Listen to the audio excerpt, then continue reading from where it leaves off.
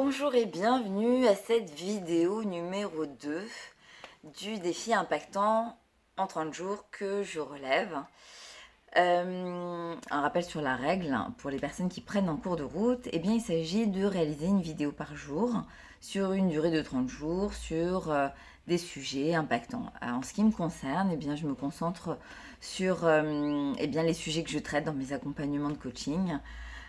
Où j'accompagne des personnes à identifier ce qui leur donne envie de se lever de bon matin et ce qui leur donne en fin de journée la sensation d'être à la bonne place. Alors ça va passer par des accompagnements en reconversion professionnelle, des accompagnements de repositionnement professionnel, mais aussi des accompagnements liés à de la transition de vie, parce qu'il y a des moments dans la vie, des périodes de transition, que ce soit sur le plan personnel, lié à un deuil, une rupture, ou un événement dans la vie où une personne est confrontée à la maladie, et où on va s'efforcer ensemble de trouver comment une situation subie peut être l'opportunité de se réapproprier sa vie et puis avancer dans la bonne direction, peut-être même faire des choses auxquelles on n'aurait pas pensé, parce que quand on se réapproprie sa vie, c'est l'opportunité d'écouter ses envies aussi.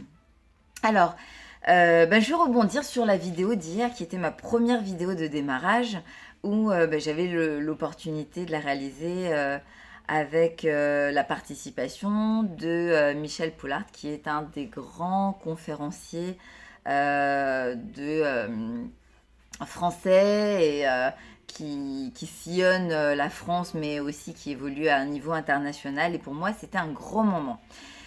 Mais c'est aussi l'occasion de revenir sur un événement qui était plutôt inattendu, parce que, Michel, je l'ai rencontré lors d'un live de la Neuro Business School, et je l'avais déjà vu intervenir à plusieurs reprises notamment sur sa chaîne YouTube, sur LinkedIn. C'est vraiment un conférencier qui est inspirant, qui motive beaucoup les entreprises, qui est spécialisé dans le leadership, l'optimisme, le sens du possible. Et il est de ces personnes qu'il est bon d'écouter quand on se sent déshydraté au niveau de la motivation. Voilà, je pense que quand on est démotivé, c'est un peu comme la nourriture ou comme l'eau, il faut aller rechercher des ressources pour faire remonter son énergie. Et j'avais beaucoup apprécié la démarche de Michel Poulard. Et en le voyant intervenir au sein de la NBS, j'avais posé l'intention de l'interviewer dans ma chronique en coaching et bien-être. Et je l'ai sollicité. Alors avant de le solliciter, je me suis posé, comme beaucoup de personnes, des questions, des contre-questions. On se fait soi-même les questions et les réponses. Et je me disais, non mais attends, il n'a pas de temps à te consacrer. Ouais, mais quand même, si tu n'essayes pas, tu ne sauras pas. Ouais, mais il voyage partout dans le monde. Il ne va pas venir spécialement pour ta chronique. Écoute, plutôt que de douter, donne-toi l'opportunité, ose. Oui, mais enfin bref, je vous épargne tout le monologue que je me faisais à moi-même. Et finalement, au bout de je ne sais combien d'heures de pourparlers, j'ai contacté Michel sur Instagram. Et le message est parti avant même que je finisse de l'écrire. Bon, des fois c'est bien quand ça part comme ça. Et j'ai eu une réponse immédiate de sa part, qui a été très spontanée, très naturelle. Et ce qui m'a confortée dans l'idée que j'avais fait le bon choix de vouloir l'interviewer. Je préviens bien entendu la radio pour annoncer que je reçois un invité tel jour. On me donne le feu vert. Quelqu'un sera là pour enregistrer. Le jour J, je suis dans le métro, je me dirige vers les studios d'enregistrement. Et un feeling me dit prépare-toi.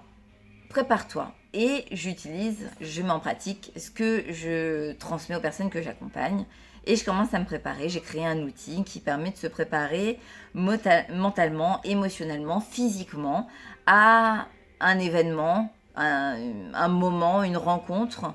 Et puis d'identifier ce qu'on a envie de ressentir, ce qu'on a envie de vivre, pour influencer nos émotions et notre énergie dans la bonne direction.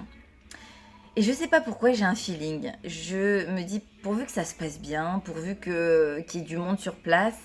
Et je reçois à ce moment-là, pile poil, un message de Michel qui m'annonce il arrive dans 5 minutes. Et moi, eh ben, je suis encore dans les transports et pas encore arrivée. Donc j'envoie un message au directeur de la radio pour lui dire d'accueillir mon invité qui sera certainement avant moi, arrivé avant moi. J'ai pas de retour.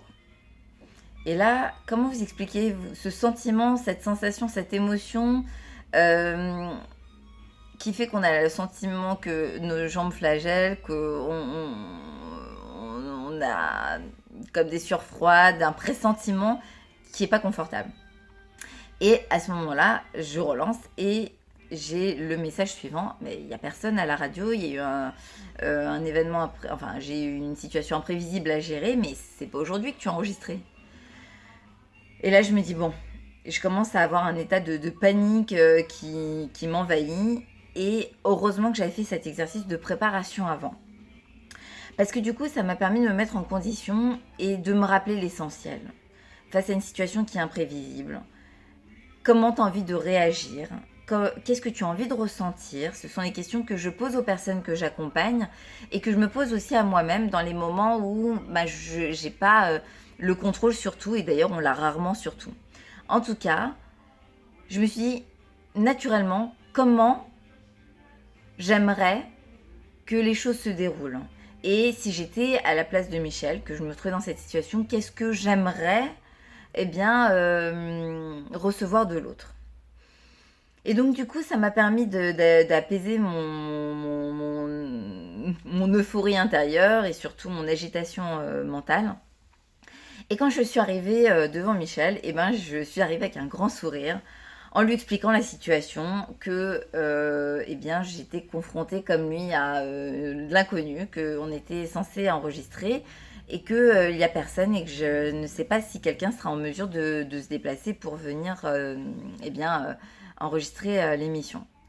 Et donc, en partant de ce constat, je lui ai proposé de lui offrir un café et on s'est installé. Et finalement, toute l'énergie que j'avais projetée pour l'émission et ce que j'avais envie de ressentir, de partager. J'avais posé l'intention qu'on prenne chacun beaucoup de plaisir, que ce soit un moment intéressant, un moment de partage, qu'on soit tous les deux inspirés, que ce soit vraiment un moment privilégié.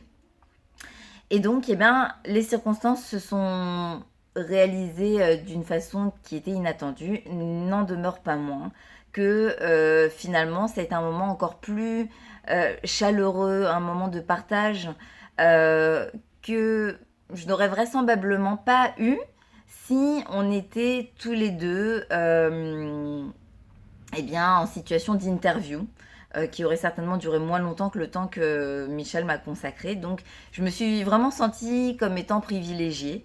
Et on a reporté à un moment ultérieur l'enregistrement.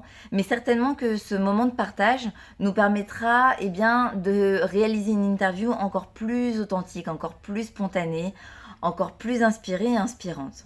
Donc voilà le message du jour. Je me rends compte que c'est un petit peu long. Pour les prochaines, je m'efforcerai d'écourter.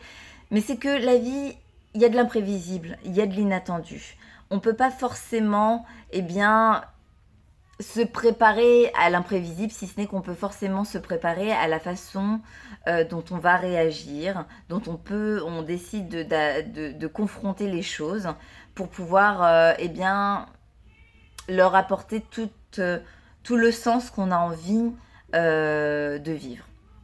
Voilà pour cette deuxième vidéo du défi impactant en 30 jours de mon ami Yannick, que je remercie d'avoir relancé, parce que j'avais très envie de me relancer dans un défi et c'est chose faite.